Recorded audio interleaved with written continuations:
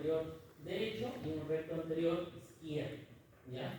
Estos rectos están cubiertos, como en esta imagen de acá, la imagen derecha, por una capa blanquecina. Esta capa blanquecina, ¿ya?, se le denomina como la vaina de los rectos. Y esta vaina de los rectos está compuesta por la aponeurosis de los músculos anchos que les mencioné anteriormente. ¿Cuáles son los músculos anchos que les mencioné? El oblicuo externo, el oblicuo interno y el músculo transverso. Estos tres músculos dan dos fascias aponeuróticas, una anterior y una posterior. La unión de todas estas vainas aponeuróticas, o sea, de todas las aponeurosis de estos músculos, forman la vaina de los rectos. Es importante saber que si dividimos en 4 porciones el recto, las primeras 3 porciones, esta vaina está cubriendo en su totalidad al músculo recto, o sea, lo envuelve a todo el recto, por adelante y por atrás. Pero la porción inferior, que ya lo vamos a ver más adelante, la última porción, ¿no?, la cuarta porción inferior, todas estas aponeurosis se encuentran delante del músculo recto. Y por detrás ya no vamos a ver aponeurosis. Lo que vamos a ver es la fascia transversal. ¿Ya? Entonces, la línea alba es la unión de las aponeurosis del lado derecho y del lado izquierdo. Estas aponeurosis convergen en esta línea central. ¿Ya? Y a esto se le llama la línea alba. ¿Por qué es importante conocer, por ejemplo, la línea alba? Ya lo vamos a ver más adelante, que es parte de la clase de hoy día, que es, por ejemplo, la clínica quirúrgica del abdomen. ¿Ya? Cuando nosotros operamos a una persona, lo que nosotros tenemos que tratar de evitar de hacer es cortar el músculo. Entonces, ¿qué hacemos para evitar cortar el músculo? Entramos por las aponeurosis, ¿no? Por ejemplo, si yo tengo una peritonitis, que es cuando el apéndice se revienta y se llena todo el abdomen de caca, ¿ya? Entonces, obviamente tengo que sacar el apéndice, tengo que cerrar ese orificio y tengo que lavar. Y para poder lavar toda la cavidad, necesito hacer un corte en toda esta línea alta, ¿ya? Que obviamente luego se cierra. Pero, por ejemplo, si es que voy a hacer una apendicectomía, podemos observar que entre el músculo recto, ¿no?, acá, entre el músculo recto y el oblicuo interno, tenemos una línea. Esta línea se llama la línea semilunar. Entonces, lo que nosotros hacemos es cortar la aponeurosis del oblicuo externo. Como podemos ver, la aponeurosis del oblicuo externo es amplia, ¿no? Y hacemos un pequeño corte en este espacio semilunar y no tocamos el músculo. Entonces, con esto evitamos la disfuncionalidad del músculo. Porque, ¿qué función tiene el músculo recto del abdomen? ¿Quién me puede decir? ¿Para qué sirve el recto del abdomen? Más sencillo. ¿Alguien ha hecho ejercicio o ha ido al gimnasio? ¿Sí? Ya. ¿Han visto que hay personas, digamos, los físico-culturistas o las personas que van al gimnasio? ¿Qué ejercicio hacen para fortalecer y que se les marque el abdomen? El músculo recto anterior. ¿Qué hacen? ¿Cómo se llama ese ejercicio? Abdominales. Los abdominales. ¿Y cómo se hacen los abdominales? ¿Ah? Llevamos todo el tronco hacia adelante, hacia las piernas. Entonces, ¿cuál sería la función del recto abdominal? ¿Ah? Movilizar el tronco, ¿no?, hacia adelante, hacia las piernas. Por ejemplo, si es que a una persona le duele la barriga, tiene una infección gastrointestinal, ¿qué posición optan? La posición fetal. O sea, llevan el tórax hacia las rodillas. ¿Ya? y esto hace que la presión intraabdominal disminuya. Pero, ¿quién está trabajando en ese movimiento? El músculo recto abdominal. ¿Ya? Entonces, para esto, chicos, todos los movimientos de todos los músculos, para los que no han estado conmigo en la parte músculo-esquelética, ustedes tienen que pensar cuándo es que se contrae el músculo, y esa es su función. ¿Ya? Por ejemplo, si es que nosotros hacemos abdominales, el abdomen se contrae, y es por eso que su función es esta. Si es que, por ejemplo, yo quiero que mi bíceps crezca, ¿qué es lo que hago? Agarro una mancuerna y subo, flexiono el antebrazo, ¿no? Y el músculo bíceps lo que hace es contraerse. Entonces, ¿cuál sería la función del bíceps? La flexión del antebrazo. Y así, todos los músculos funcionan de esa manera. Ya. ¿Qué relaciones tenemos con el músculo recto del abdomen? Por delante tenemos, bueno, delante de la vaina de los rectos, tenemos nada más que tejido celular subcutáneo y piel. Y por detrás tenemos las fascias transversales, tenemos los vasos epigástricos, que ahorita los voy a mencionar, y tenemos el peritoneo. Hacia los lados tenemos los músculos anchos, todos los músculos anchos. ¿Ya? Está vascularizado tanto por la epigástrica inferior, ¿no?, que nace de la ilíaca externa, y se profundiza, ¿no? Va en lo que es por encima o por delante del peritoneo y va dando ramas que se exteriorizan hacia el músculo recto. Acá tenemos los vasos epigástricos. ¿Ven? Esta, por ejemplo, es la fascia transversalis, ¿no? Y podemos observar cómo los vasos epigástricos vienen de adentro, ¿no?, de la ilíaca externa, y de lo que está por debajo, por detrás de la fascia transversalis, perfora esta fascia transversalis y da ramas a todos los músculos anterolaterales, ¿no? Y se une con los vasos epigástricos superiores, que son ramas de la mamalla interna. ¿Ya? ¿Y quiénes inervan el músculo recto del abdomen? Los 6 últimos intercostales y el nervio abdominogenital, que es rama del plexo lumbar. ¿Ya? El siguiente músculo que vamos a hablar, como les dije, bueno, de los lados, es el músculo piramidal. Es un músculo pequeñito, así como se ve en esta imagen. Es un músculo pequeño que se origina también en el pubis. Como les mencioné también inicialmente, es un músculo que no todos lo tienen.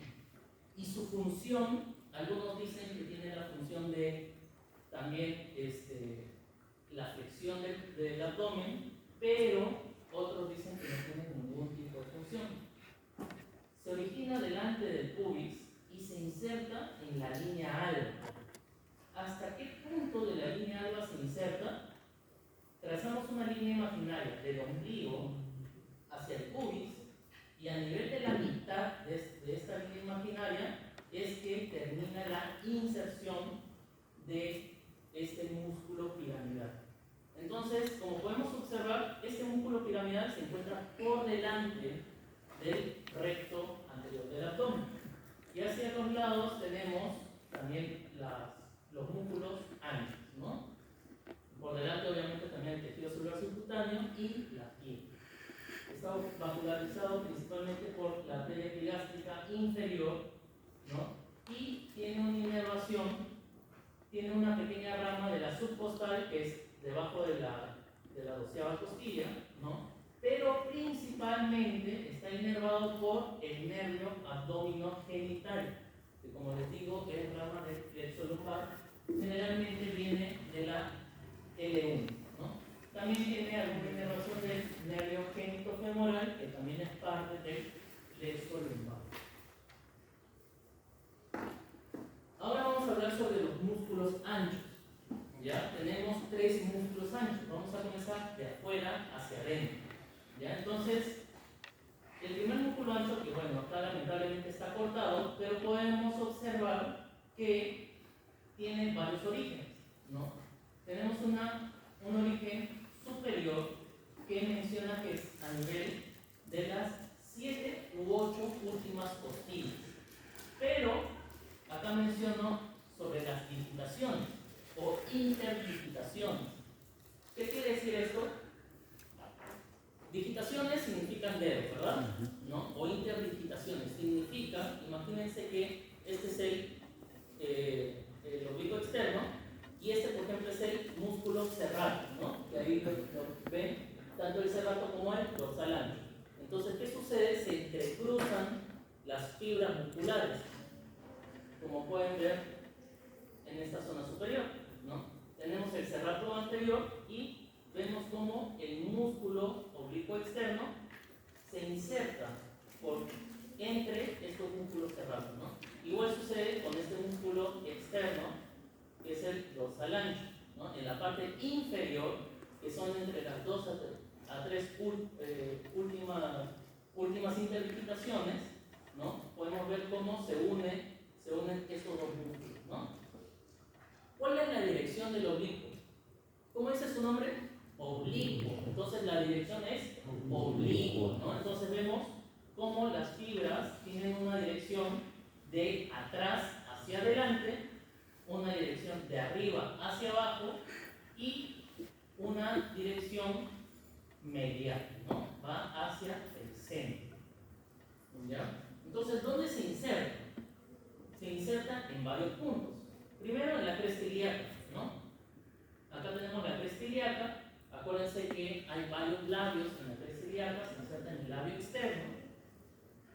También vemos la aponeurosis del oblicuo mayor, que es esta tela blanca, ¿no? Se inserta a nivel de la aponeurosis del oblicuo mayor en el borde anterior del hueso coxal, ¿no? Que sería esta zona de acá, en la cual da un ligamento importante que lo van a ver en la clase, en su próxima clase, en lo que es el canal inguinal. Lo que da es a nivel de la espina ilíaca antero-superior hacia la espina del pubis, se forma un ligamento que no es más que la aponeurosis del oblicuo mayor. Este ligamento es el ligamento de Popa o también llamado ligamento inguinal. ¿Ya? Entonces vemos que este ligamento inguinal se inserta en el pubis, ¿no? Y finalmente toda la aponeurosis del oblicuo mayor se inserta a nivel de la línea ala, o bueno, se convergen de los dos extremos, ¿no? Del lado derecho como del lado izquierdo, convergen en el centro en la línea ala, ¿no? Entonces, por eso también les menciono que forma parte del canal inguinal o conducto inguinal y está irrigado por las arterias intercostales, las 4 últimas, y las arterias lumbares de la 1 a la 4. Su inervación también se da por las intercostales en la parte superior y en la parte inferior por las abdominogenitales mayor y menor. ¿Ya? Ahora tenemos el oblicuo menor. El oblicuo menor se encuentra detrás del oblicuo mayor, ¿no? Acá podemos observar el oblicuo menor y la dirección de las fibras es distinta, ¿no? Como pudimos observar, en el oblicuo mayor va de arriba hacia abajo, mientras que en el oblicuo menor o interno, las fibras van más bien de abajo hacia arriba, ¿no? Lo único que sí coincide es que van de atrás hacia adelante, ¿no? ¿Dónde se originan? Se originan en el tercio externo del arco crural, ¿no? En la espina ilíaca antero-superior, que es esta de acá, y en la aponeurosis posterior del oblicuo menor, junto con la aponeurosis del dorsal ancho. ¿Ya? ¿Dónde se inserta este músculo? Desde la duodécima costilla. Acá pueden ver, la inserción no va por delante de las costillas. La que va por delante de las costillas es el oblicuo mayor, pero justo debajo de la 10ª costilla viene su inserción, ¿no? No va por delante, sino justo en el borde inferior. Va hacia la sifoides external y abajo hacia el pubis, ¿no? Y también forma parte del canal inguinal. El músculo oblicuo menor se une al músculo transverso en esta zona inferior, ¿no? Acá, por ejemplo, tenemos el ligamento inguinal, ¿verdad? Que ya lo mencioné. Pero por la parte superior del ligamento inguinal vemos cómo converge o cómo se inserta el músculo oblicuo menor, y vamos a ver más adelante en la siguiente diapositiva que acá también se une el músculo transverso. Esta unión de las dos aponeurosis, de los dos músculos, se le conoce como el tendón conjunto, que también lo van a ver en lo que es canal inguinal. ¿Ya? Tiene varios fascículos. Tiene el fascículo posterior, que va desde la aponeurosis lumbar, de las 3 a 5 últimos cartílagos costales. Tenemos la aponeurosis anterior, que es lo que les he mencionado hace un momento, que forma el tendón conjunto, y tenemos los fascículos medios que dan la aponeurosis anterior del oblicuo menor. Su vascularización, igual que los demás músculos, también por las epigástricas, ¿no? Y por la mamaria interna, o sea, las epigástricas inferiores junto con las epigástricas superiores. También ayudan las dos últimas intercostales hacia el lado lateral, la cuarta lumbar, ¿no? Hacia la parte posterior, y la arteria circunfleja ilíaca profunda, que viene de la ilíaca interna, ya que es una rama que viene desde atrás y va por todo el borde del músculo del hueso ilíaco. ¿Ya? La inervación está dada por los cuatro últimos intercostales, ¿no? En la parte superior, y por dos ramas abdominogenitales en la parte inferior. Ahora, ¿cuál es la función de estos dos músculos, tanto del oblicuo mayor como del oblicuo menor?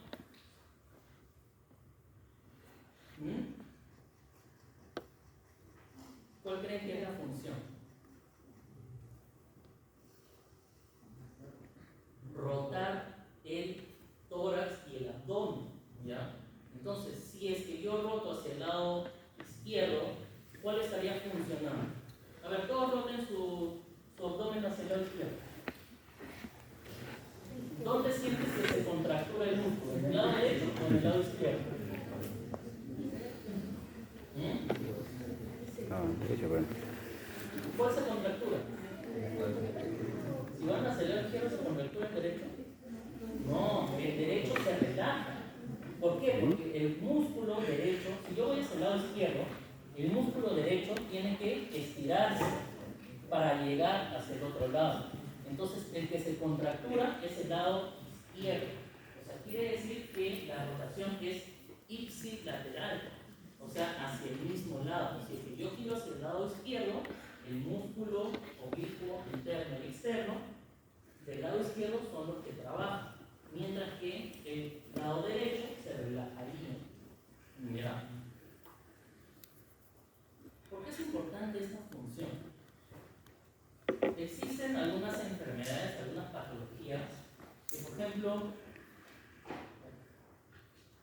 al momento de hacer esta incisión, al momento de entrar a la cavidad abdominal por esta línea alba, al momento de cerrarla, digamos que es un paciente desnutrido, un paciente anciano, que su nivel nutricional es muy pobre, ¿ya? Entonces, al momento de cicatrizar, esta zona que se ha suturado, obviamente para unirla de nuevo, no va a cerrar y va a quedar un hueco, un espacio. Entonces, si yo dejo un espacio, un hueco, en la zona central, y con el tiempo este orificio va creciendo, ¿cuál creen que sería la función que perdería ese paciente? ¿Qué función perdería? ¿Cuál es el músculo más afectado en esa zona?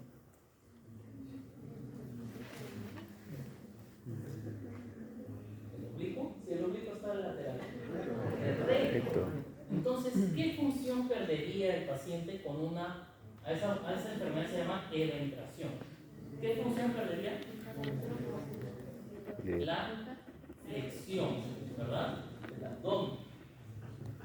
Pero también existe una ligera disminución de la rotación, ¿ya? Pero sí sigue habiendo esta rotación. Entonces, vamos a continuar. Luego tenemos el último músculo ancho, ¿no? Que es el más posterior de todos los músculos, que es el músculo transverso. Acá podemos observar la primera capa cortada, que es el músculo oblicuo externo, luego el oblicuo interno y finalmente tenemos el músculo transverso. Y como podemos observar en la parte inferior, también va hacia la espinal pubis. Y por eso les digo, en esta zona inferior es que se une con el oblicuo interno y dan a lo que se llama el tendón conjunto.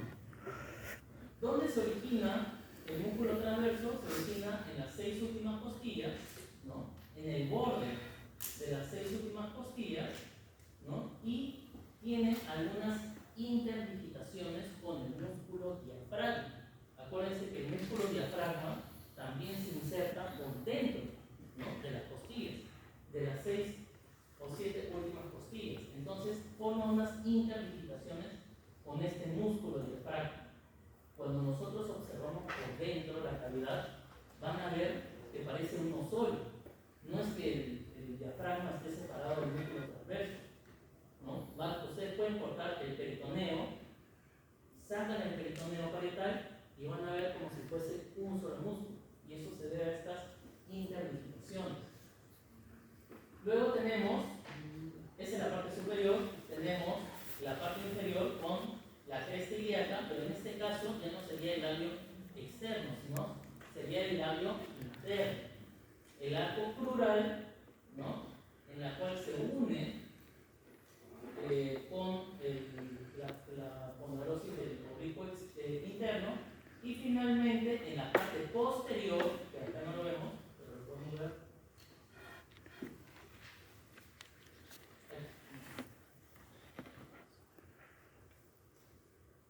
No se ve bien. No lo podemos llegar a ver, pero llega hacia la zona lumbar, ¿no? Acá podemos observar cómo el músculo transverso va por detrás del músculo cuadrado lumbar y del psoas. ¿Ya? ¿Dónde se insertan? Se insertan en la línea alba, ¿no? La poneurosis termina en la línea alba, pero lo que les mencionaba, los 3/4 superiores son retromusculares, o sea, por detrás del músculo, mientras que el cuarto inferior va por delante del músculo. Ahora ya vamos a ver en breve un esquema sobre eso. ¿Cuáles son sus relaciones? Por delante tenemos al oblicuo interno, tenemos lateral al músculo recto, ¿no? Tenemos las costillas por arriba, el pubis, ¿cómo se llama? La pelvis por abajo, y en la zona posterior tenemos la zona lumbar.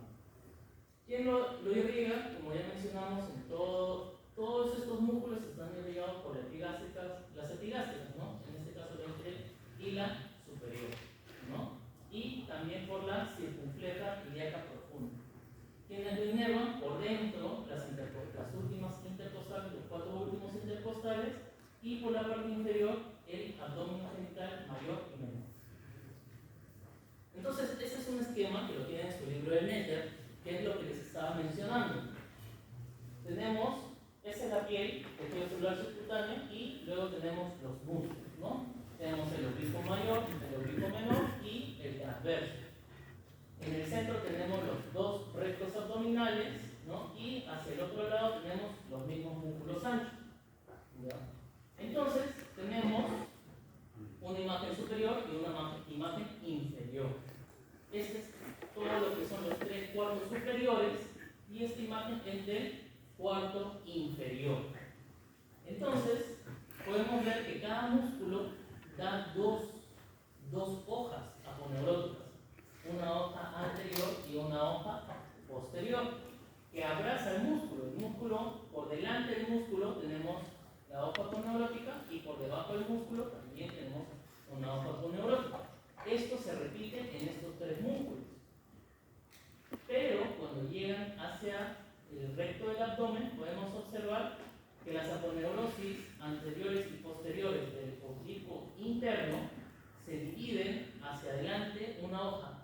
hacia adelante y una hoja hacia atrás, dándome así a lo que se llama la vaina de los rectos. Y esta vaina de los rectos, o bueno, estas aponeurosis, se encuentran en el punto central que se llama la línea alta. ¿Ya? Pero en el cuarto inferior no sucede lo mismo. Como podemos observar, todas las aponeurosis, tanto del público mayor, menor y transverso, van por delante del músculo recto anterior y se entrecruzan obviamente en la línea alta, ¿no? Pero por detrás no hay ninguna aponeurosis. Lo único que tenemos por debajo es esta línea marrón, que se le conoce como la fascia transversalis. Debajo de la fascia transversalis tenemos también grasa, que se llama la grasa subperitoneal. Y finalmente tenemos el peritoneo, ¿no? ¿Cómo sabemos que esta es la porción inferior? Por dos motivos. Porque tenemos las aponeurosis por delante del recto abdominal y porque tenemos estos tres ligamentos. En la parte superior tenemos el ligamento falciforme. Este ligamento falciforme va hacia la zona del hígado, ¿ya? Va junto con el ligamento redondo, y el ligamento redondo no es más que el rezago del cordón umbilical. Mientras que en la parte inferior lo que tenemos son los ligamentos umbilicales, ¿no? Tenemos dos ligamentos mediales y un ligamento medio que es el rezago del uráculo, ¿ya? Que está obliterado. Hasta acá una pregunta, chicos, algo que no hayan entendido sobre los núcleos de las aponeurosis.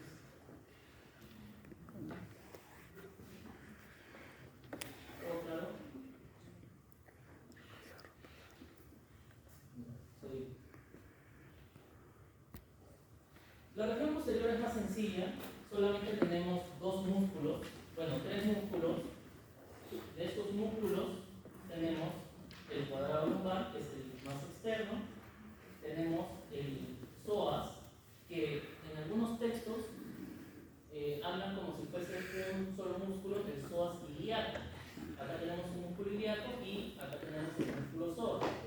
Yo los estoy separando porque el músculo ilíaco lo vamos a hablar cuando vean pelvis, ¿ya? Entonces vamos a hablar solamente sobre el psoas mayor y finalmente un músculo delgadito que casi no tiene ninguna función más que ayudar al psoas mayor, ¿ya? Que se llama el psoas menor, ¿ya? Entonces vamos a comenzar con el cuadrado lumbar, ¿ya? El cuadrado lumbar tiene origen en el ligamento ilio-lumbar, ¿no? Que es en la zona del hueso ilíaco hacia la zona lumbar, hay un ligamento, se origina en ese ligamento y también en todo lo que es la cresta iliaca, ¿no? Eso quiere decir que el cuadrado lumbar va de abajo hacia arriba, ¿no? Entonces, ¿dónde se inserta? En la parte posterior, a nivel del T12, tenemos la última costilla, ¿no? En el borde inferior de la 12ª costilla y termina insertándose a nivel de las apófisis transversas desde la primera lumbar hasta la cuarta lumbar, ¿ya? Ese cuadrado lumbar tiene tres fascículos. Tiene un fascículo vertical, ¿no? Que va del ilion hacia la 12ª costilla y tiene dos fascículos oblicuos, uno ascendente y uno descendente. El ascendente va del ilion hacia las apófisis transversas lumbares y el descendente va desde la 12ª costilla hacia las apófisis transversas, o sea, se entrecruza. La vascularización principalmente está dada por las arterias lumbares, ¿no? En la zona posterior, la iliolumbar y la subcostal, que es de la 12ª costilla, ¿no? Su inervación también por la subcostal, que es de la 12ª costilla, y rama desde la 1, perdón, de los 3 o 4 nervios lumbares. Tenemos ahora el psoas mayor. Como les dije, vamos a separar, no voy voy a hablar sobre el iliosoas, sino solamente sobre el psoas mayor, ¿no? Y quiero que vean, ¿no?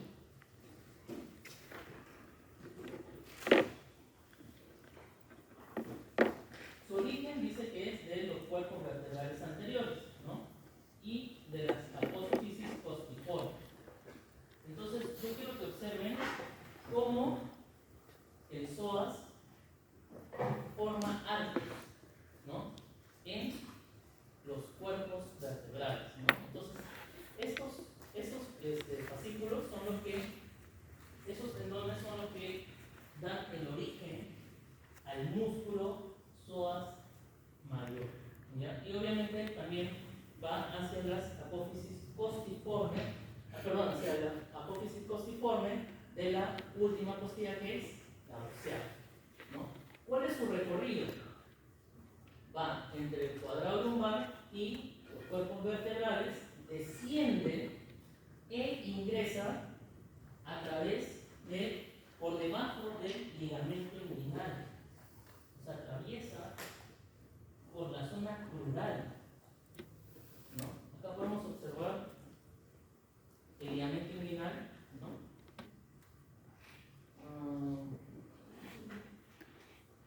Axel, a ver, de ahí te pregunto a ti. ¿Quién forma el ligamento inguinal?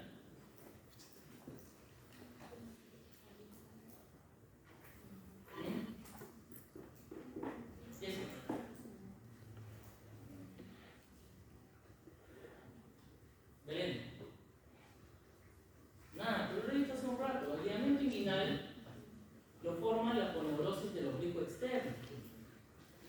¿Ya? Eso es importante que se lo memoricen. ¿De dónde va? Desde la espina ilíaca antero-superior hacia la espina del pubis. Esta zona de acá se llama cuadrilátero de Fluchau o Fluchar. ¿Ya? Este cuadrilátero de Fluchar es importante porque por ahí es donde aparecen las hernias. Si está por debajo del ligamento inguinal, se le llama la zona crural o femoral. ¿Ya? Y lo que está por encima es la zona inguinal. Entonces, el músculo psoas, si pasa por debajo del ligamento inguinal, ¿qué significa? Que pasa por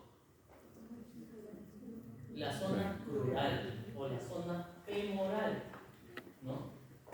Se une junto con el músculo ilíaco, ¿no? Forman un tendón que se inserta en el borde posterior del trocánter menor del fémur. ¿Ya?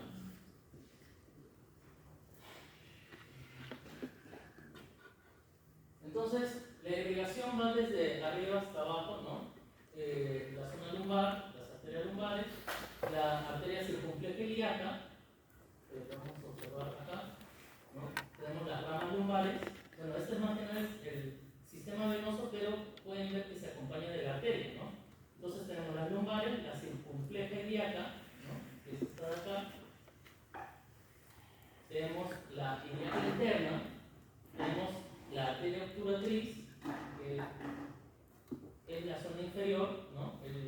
Antes de que atraviese la zona femoral, tenemos la obturatriz ilíaca y la arteria femoral, ¿no? Porque acuérdense que la ilíaca, cuando atraviesa la zona crural, se convierte en arteria femoral.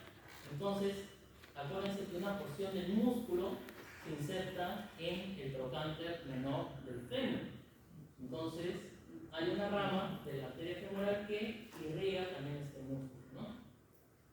¿Cuál es la inervación? Todo el plexo lumbar, ¿no? Todo el plexo lumbar y el nervio inferior del psoas y el nervio crural, ¿no? Una vez que atraviesa, acuérdense que en la zona crural hay un van. ¿Qué es el van? La vena, la arteria y el nervio. Entonces tenemos una vena femoral, un nervio femoral y una arteria femoral. Entonces, también forma parte de la inervación. ¿Cuál es la función del psoas?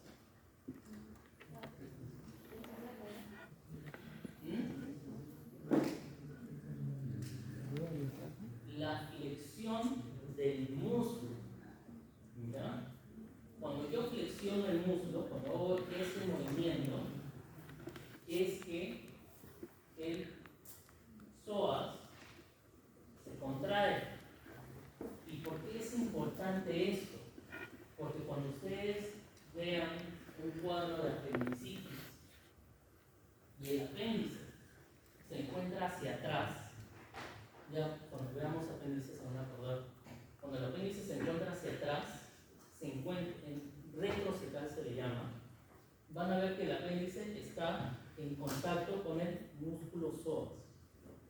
Entonces, si es que yo contraigo, o sea, hago que el volumen del psoas aumente por la contracción, y yo hago una flexión del músculo, crece el psoas y comprime el apéndice. ¿Y qué creen que pasa? Duele. Y ese signo se le llama el signo del psoas. ¿Ya? Entonces, es importante que se acuerden de esto. Ya hablamos sobre la vascularización. Y finalmente, el psoas menor, ¿no? El psoas menor se origina a nivel de T12 a L1 y tiene un recorrido corto. Miren, tiene un recorrido, o sea, la mitad termina ¿dónde? En la eminencia iliopetina. ¿Ya? Entonces, si es que trazamos una línea imaginaria, o bueno, si es que llegamos a la mitad de todo el recorrido, van a observar que la mitad superior es músculo y la mitad inferior es simplemente un tendón aponeurótico. ¿Ya? ¿Quién lo irriga? Las arterias lumbares y está inervado por el plexo lumbar. ¿Ya, chicos?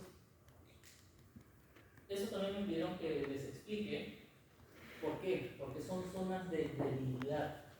Todo lo que son zonas de debilidad significa que hay una posibilidad de formación de una hernia. ¿Ya? Entonces, de la parte anterior, de lo que hemos estado hablando anteriormente, ¿cuáles son las zonas de debilidad, chicos? Las uniones. Lo que no tenga músculo son zonas de debilidad. ¿Ya? Entonces, la principal debilidad en la cara anterolateral es la línea alta. Entonces, acá podemos tener hernia umbilical, hernias epigástricas, hernias infraumbilicales. ¿Ya? Luego les comenté que la unión de la aponeurosis del oblicuo interno con el transverso da un espacio que se llama el espacio semilunar. Y en esta zona tenemos lo que se llama la hernia de Spiegel. Otra zona de debilidad, el cuadrilátero de Frochau. El cuadrilátero de Frochau, donde están el canal inguinal, tenemos el triángulo de Hesselbach, que lo van a ver seguramente mañana, y tenemos el canal crural, ¿no? Por donde atraviesa el van crural. Al atravesar el van crural una zona de aponeurosis, lo convierte en una zona de debilidad. Entonces, acá tenemos las hernias inguinales y las hernias crurales. ¿Ya? Si es que viene del canal inguinal, es una hernia indirecta, y si es del triángulo de Hesselbach, es una hernia directa. ¿Ya? Y finalmente tenemos también hernias, así como también cuando han visto tórax, seguramente han hablado de las hernias diafragmáticas, y ya hemos visto las hernias anteriores, inferiores. Ahora vamos a hablar sobre las hernias posteriores. Y tenemos dos. Tenemos las hernias de Petit, que se encuentran en el triángulo de Petit, y las hernias de Greenfield, que se encuentran en el, bueno, acá dice triángulo lumbar superior, pero algunos dicen que es un cuadrilátero. Yo lo estoy mencionando como un cuadrilátero y lo vamos a ver en la siguiente diapositiva. Entonces, el triángulo de Petit no es más que este triángulo pequeñito, o sea, sería el triángulo inferior. ¿Ya? Entonces, ¿qué músculo tenemos acá? El dorsal ancho. ¿Y qué músculo se encuentra más externo, lateral? El oblicuo mayor o el oblicuo externo. ¿Y cuál es la porción ósea donde se inserta tanto el dorsal ancho como el oblicuo mayor? La cresta iliaca. Entonces, estos son los bordes, ¿no? Tenemos el borde anterior, que es el oblicuo externo, tenemos el borde posterior, que es el dorsal ancho, y tenemos el borde inferior o la base, que es la cresta iliaca. ¿Qué músculo se encuentra por detrás del oblicuo externo? El oblicuo interno. Entonces, la base o el piso del triángulo de Petit no es más que el oblicuo interno. ¿Y qué tenemos por fuera del músculo transverso? Por delante del músculo transverso, ¿qué tenemos? El tejido celular subcutáneo y la piel. Entonces, no sería nada más que el techo, ¿no? Que no lo vemos acá. ¿Ya? Entonces, esta zona de debilidad, como tenemos un espacio que no lo cubre el oblicuo externo, ya tiende a ser un espacio de debilidad. ¿Por qué? Porque si una persona, digamos, tiene un problema de tejido conectivo, sus músculos son muy laxos, muy flexibles, ¿no? Y sus tejidos son débiles, y el músculo oblicuo externo no participa como protección de esa zona, entonces se convierte como un punto de debilidad y se puede formar una hernia. ¿Ya? Si es que sacamos el dorsal ancho, como en esta imagen, y sacamos el oblicuo mayor, ¿no? Llegamos a esta imagen y ya no está el oblicuo mayor, sino solamente el oblicuo menor, ¿no? Entonces, vamos a hablar sobre el cuadrilátero de Greenfield, que también se le conoce como el triángulo lumbar superior. Acuérdense que a nivel de la cresta ilíaca está el triángulo de Petit y por encima tenemos el cuadrilátero o triángulo superior lumbar o el cuadrilátero de Greenfield. Acá podemos observar el músculo serrato posterior, ¿no? Tenemos la 12ª costilla, tenemos el oblicuo interno y tenemos el músculo erector de la columna. Entonces, el borde medial, ¿no? ¿Cuál sería? El músculo erector de la columna, ¿no? El borde lateral, ¿cuál sería? El oblicuo interno. Ahora, la parte superior, la parte superolateral, ¿cuál sería? No. Perdón, lateral. Superolateral sería la 12ª costilla, ¿no? Y el superomedial sería el serrato posterior. Si yo ya quité el músculo transverso, oblicuo mayor, estoy ante el oblicuo menor, pero hay una zona que no cubre el oblicuo menor, pero sí veo que hay aponeurosis y músculo. ¿Qué músculo se encuentra por dentro del oblicuo menor? El músculo transverso. ¿Esto qué quiere decir? Que el piso de este cuadrilátero es el músculo y la aponeurosis del transverso. ¿Y cuál sería el techo que cubre este cuadrilátero? El músculo externo, porque acá tenemos el interno, ¿verdad? Pero acá tenemos el externo y por encima del externo tenemos el dorsal ancho. Pero ¿cuál es el músculo que cubre directamente este cuadrilátero? El oblicuo externo. ¿Ya? Entonces esos son los dos puntos lumbares de debilidad que tienen que conocer, porque existe la posibilidad de hernias en esa zona. ¿Son frecuentes? No. Son las menos frecuentes. ¿Ya? Yo solamente he visto una sola patología de una hernia de Petit desde que he sido residente hasta ahora. ¿Ya? De Greenfield no he visto. ¿Ya? Entonces, así de infrecuente es. En cambio, lo que estábamos hablando anteriormente, de todas las zonas de debilidad de la pared anterior, de la zona inguinal o inguinocrural, ¿no? Y la pared, la unión de los músculos anchos con los músculos largos, sí he visto varias oportunidades de esta patología, son las más comunes. ¿Ya?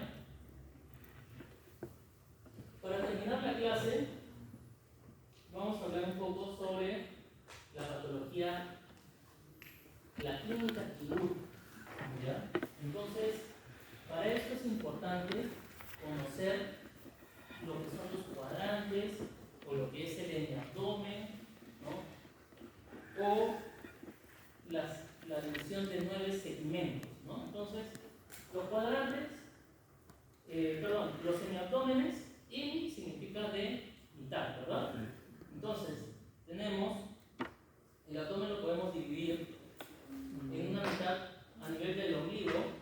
Podemos trazar una línea imaginaria y todo lo que está por encima del ombligo lo llamamos como el abdomen superior, y todo lo que está por debajo es el abdomen inferior. Entonces, si es que yo, por ejemplo, acá podemos ver el apéndice, ¿no? Si es que yo quiero describir dónde se encuentra el apéndice, diría que está en el abdomen superior o en el abdomen inferior. En el inferior. Pero si es que yo quiero hablar, por ejemplo, de la vesícula biliar, que se encuentra a nivel del hígado, hablamos del abdomen superior, ¿no? Entonces, es importante saber para poder determinar qué órganos se encuentran en el abdomen superior y qué órganos se encuentran en el abdomen inferior, ¿ya? Y así como hay superior e inferior, también hay derecho e izquierdo, ¿no? Trazamos una línea imaginaria en la línea alba, ¿no? Y todo lo que está a la derecha es el abdomen derecho y todo lo que está a la izquierda es el abdomen izquierdo. Para complicar un poco más, hacemos una cruz, ¿no? La línea alba y la línea umbilical, ¿no? Entonces dividimos el abdomen en 4 cuadrantes, ¿no? Tenemos el cuadrante, ¿cuál sería? Superior derecho. Tenemos el cuadrante superior izquierdo, el cuadrante inferior derecho y el cuadrante inferior izquierdo, ¿ya? Así de sencillo, chicos. Lo único complicado son los 9 segmentos que tienen nombre propio. Acá podemos observar cómo se traza una línea imaginaria a nivel de la línea semilunar, ¿no? Tenemos una línea semilunar derecha, una línea semilunar izquierda, el plano subcostal y el plano interespinoso. Entonces, de esta manera dividimos el abdomen en 9 segmentos, ¿no? En la parte superior tenemos el hipocondrio derecho, la parte media superior se llama epigastrio, la parte superior izquierda, el hipocondrio pero izquierdo. Si es izquierdo, ¿no? Luego tenemos la zona central que se llama mesogastrio, ¿no? Arriba tenemos epigastrio, mesogastrio, hipogastrio, ¿ya? En la zona derecha tenemos el hipocondrio, el flanco y la fosa ilíaca. Acuérdense, tenemos el hueso ilíaco, forma una pequeña fosita a la cual se le denomina fosa ilíaca, ¿ya? En el lado izquierdo es lo mismo, hipocondrio, flanco y fosa ilíaca. Entonces tenemos hipocondrio derecho, epigastrio, hipocondrio izquierdo, flanco derecho, mesogastrio y el flanco izquierdo, fosa ilíaca derecha, el hipogastrio y la fosa ilíaca izquierda. Cuando nosotros hablamos o evaluamos a un paciente, es muy importante determinar dónde está el dolor. Y para eso nosotros tenemos que hacer un buen examen clínico, ¿ya? Entonces, ¿qué es lo que le preguntarían ustedes antes de hacer el examen físico, antes de tocar al paciente? Y para eso, si es que alguno de ustedes hace sus prácticas preprofesionales conmigo, van a ver que yo puedo diagnosticar la apendicitis sin tocar al paciente. Y para eso es importante la anamnesis. ¿Por qué? Porque la anamnesis, es preguntarle al paciente, ¿no? ¿Cómo es tu dolor? ¿Cómo ha sido sus síntomas? Y en la anamnesis es el 80% del diagnóstico. Si ustedes hacen una buena anamnesis, no necesitan, a veces, bueno, sí es necesario por el tema legal, pero, como les digo, no es necesario ya hasta tocar el abdomen. Uno ya puede decir, esto no es una hernia. ¿Ya? Entonces, ¿qué le preguntarían ustedes a un paciente que viene por emergencia con dolor abdominal? ¿Qué es lo primero que le preguntarían? ¿Dónde le duele? ¿Qué parte? Lo primero es, ¿dónde le duele? No.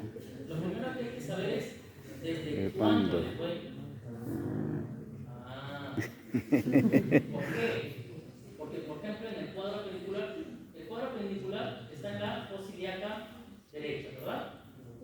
Ya. Pero el dolor no solamente es en la fosa ilíaca derecha, sino comienza entre el epigastrio y el mesogastrio. Y esto se debe a que la inervación que se irrita es del plexo solar. Y el plexo solar, cuando veamos la clase conmigo de estómago, el plexo solar es no nada más que el plexo celíaco. El plexo celíaco es una rama, un tronco que se encuentra a nivel de T12L1 de la aorta, de la cual salen 3 arterias principales. ¿Verdad? Entonces, imagínense que esta zona es la que primero se inflama, pero con el paso de las horas, esa zona se desinflama y el dolor se queda localizado en la fosa ilíaca derecha. Entonces, primero le preguntamos cuánto tiempo le duele, ¿no? De ahí, ¿dónde comenzó el dolor? Y lo siguiente es, ¿dónde le duele actualmente? El dolor tiene 7 características importantes, que eso ya lo van a ver cuando lleguen a semiología.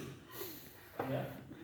Pero es importante saber desde cuándo le duele ahí, si es que le comenzó a ir el dolor, y lo otro, qué es lo que pueda exacerbar el dolor. Por ejemplo, lo característico de una apendicitis, cuando apoya el pie derecho, cuando hay un apoyo del pie derecho, hay una ligera flexión de la rodilla. Entonces, ¿qué músculo flexiona la rodilla? Que hablamos hace un rato, el psoas. Entonces, cada paso que dé esa persona, el psoas se contrae y al contraerse empuja el apéndice y le causa dolor. Cada vez que hay un bache, digamos, viene en carro, acá que vienen al hipólito, vienen en mototaxi, y encima las pistas son tan bonitas acá en el Agustino. Entonces, cada bache, cada golpe le causa dolor. ¿Ya? Entonces, es importante saber todas las características que les he mencionado. Si es que, por ejemplo, les dice, doctor, me duele el hipocondrio, bueno, no le voy a decir hipocondrio derecho, le voy a decir, me duele a nivel de las costillas en el lado derecho. Entonces, ¿qué pueden pensar que les pueda doler? Le puede doler el hígado o le puede doler la vesícula, ¿no? La vesícula. El hígado generalmente no duele. Duele cuando hay una hepatomegalia, o sea, un crecimiento del hígado tan grande que distiende en gran cantidad la cápsula de Gleason, que ya lo van a ver cuando lleguen el hígado, ¿ya? Que es una capa que cubre todo el hígado. Entonces, el hígado en sí, el parénquima hepático, no duele. Lo que duele es la cápsula que lo rodea. Si es que, por ejemplo, les dice, me duele debajo, en el centro, debajo del esternón, ¿qué podría ser? El estómago, ¿no? ¿Y qué podría ser? Una gastritis. O, digamos, ustedes que no comen, estudian y duermen nada más, se les puede formar una úlcera, ¿no?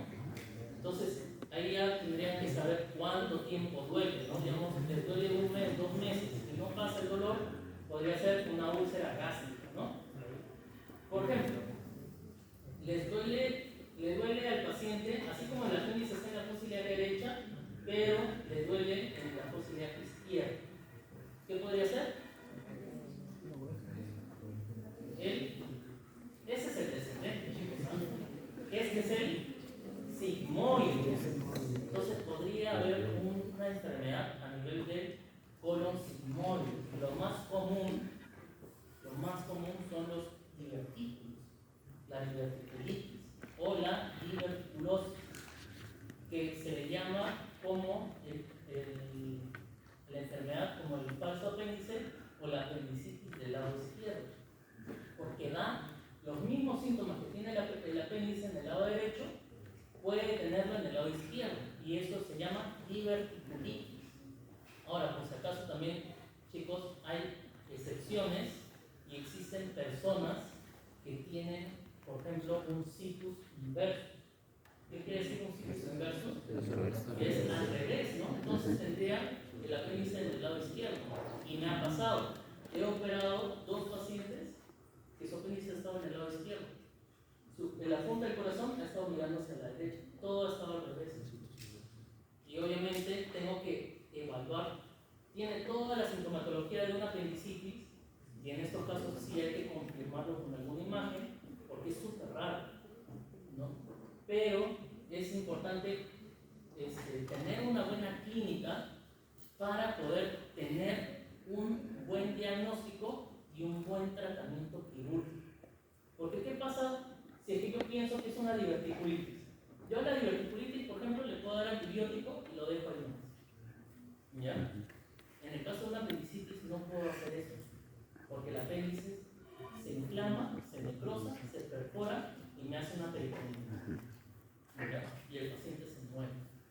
Entonces, si es que yo no hago un buen diagnóstico, ¿no? Entonces, y no me ayudo, digamos, cuando hay alguna duda diagnóstica, ustedes tienen que utilizar todo lo que está a su mano, ¿no?